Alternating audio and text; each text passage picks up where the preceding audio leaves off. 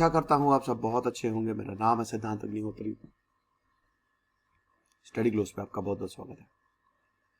पाकिस्तान में अभी ये नया लॉ आया था, आपको पता है, केमिकल कास्ट्रेशन का, इसको हटा दिया गया।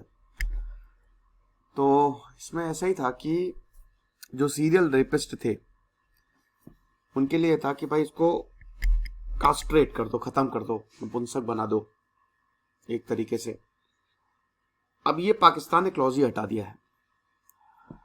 नया क्रिमिनल लॉ लेके आए थे केमिकल कास्ट्रेशन का। क्या मतलब होता है इसका? आपको दवाइयां दी जाएंगी, ड्रग्स दिए जाएंगे, जिससे आपका रिप्रोडक्टिव ऑर्गन इनएक्टिव हो जाएगा, आपकी सेक्सुअल पावर खत्म हो जाएगी एक तरीके से। केमिकल कास्ट्रेशन इसको दिया जाता है। एक तो होता है फिजिकल कास्ट्रेशन, सर्जिकल कास्ट्रेशन, जिसमें आपका प्राइवेट पार्ट जो है उसी को रिमूव कर दिया जाता है, सर्जरी कर दी जाती है। और एक दवाइयों के माध्यम से, तो दवाइयों के माध्यम से हो रहा है तो केमिकल कास्ट्रेशन है। तो जो सीरियल रेपिस्ट है, क्योंकि पाकिस्तान में रेप की घटनाएं बहुत ज्यादा देखने को मिल रही है। वैसे भी रेप की घटनाओं में जो कन्विक्शन रेट है वो सिर्फ 1% है, आपको पता ही है ना। भारत में तो 100 में से 99 रेप बलात्कार जो है वो रिपोर्ट ही नहीं किए जाते हैं। कैसे करेगा कोई रिपोर्ट? आप समझ रहे हो ना यहाँ पे, क्योंकि जब समाज की मानसिकता ही ऐसी है कि विक्टिम से ज्यादा यहाँ पे रेपिस्ट को सपोर्ट मिलता है, तो कोई कैसे करेगा? कोई एक इंसिडेंट होगा, गुस्सा करेंगे, फिर शांत हो जाएंगे, कुछ नहीं होता है। यही अब एक पैटर्न बन गया है।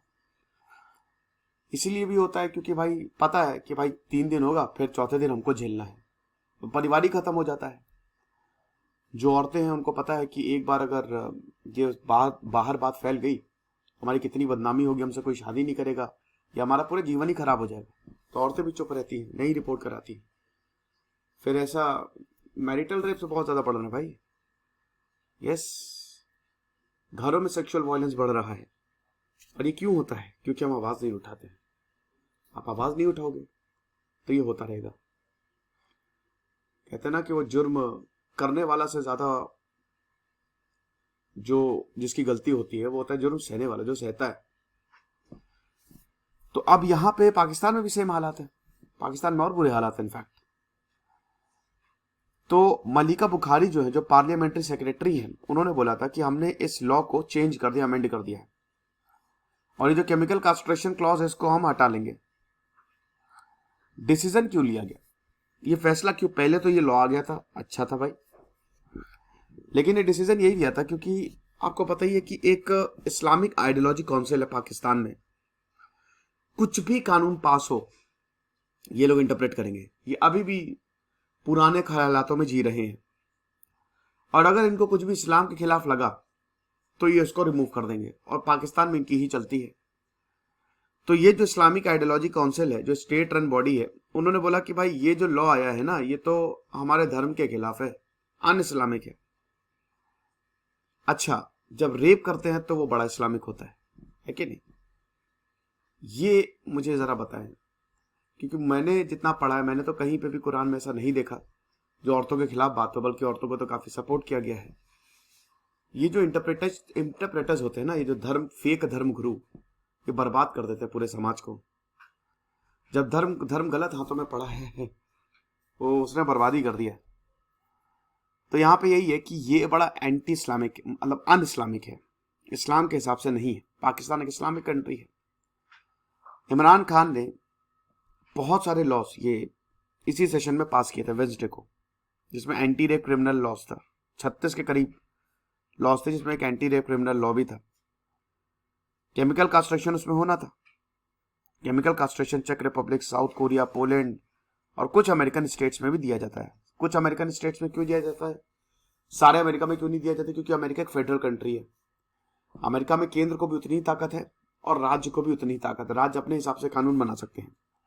भारत एक अर्ध संघीय ढांचा है, राज्यों को ताकत है, लेकिन ज्यादा ताकत यहाँ पे सेंटर को है।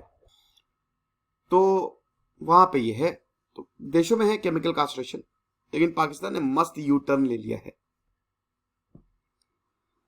अब ऐसा हुआ क्यों? फ्रेंच पाकिस्तानी एक औरत थी, अब वो गाड़ी चला रही थी अपने बच्चों के साथ, अपने परिवार के साथ। उनकी गाड़ी रोकी और उनके साथ उनकी परिवार के सामने बलात्कार किया। अब जब ये मामला गया तो वही ये समाज ने बोला कि अरे इनको क्यों ऐसे, तो अथॉरिटी तो पुलिस ने बोला कि क्यों रात में गाड़ी चला रही है, ये कमाल है।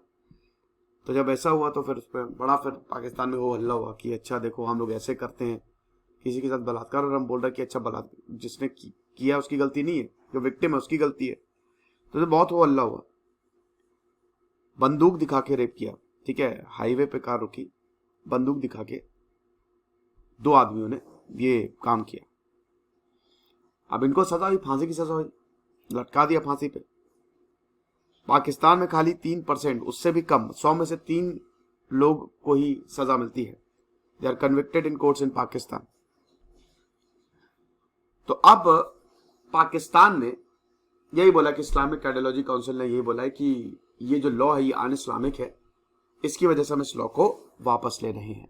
आर्टिकल 227 जो पाकिस्तानी संविधान का वो गारंटी करता है, बताता है कि जितने भी लॉ हैं वो कुरान के हिसाब से ही लिखे जाएंगे।